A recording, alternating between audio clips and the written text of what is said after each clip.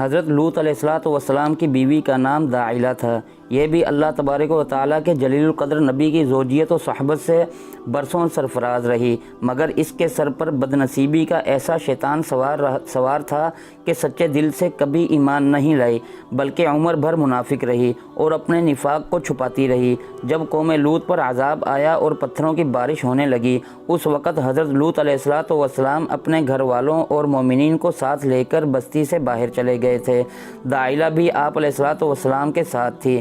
آپ علیہ السلام نے فرما دیا تھا کہ کوئی شخص بستی کی طرف نہ دیکھے ورنہ وہ بھی عذاب میں مبتلا ہو جائے گا۔ چنانچہ آپ علیہ السلام کے ساتھ والوں میں سے کسی نے بھی بستی کی طرف نہیں دیکھا اور سب عذاب سے محفوظ رہے، لیکن داعلہ چونکہ منافق تھی، اس نے حضرت لوط علیہ السلام کے فرمان کو ٹھکرا کر بستی کی طرف دیکھ لیا اور شہر کو الٹا ہوتے دیکھ کر چلانے لگی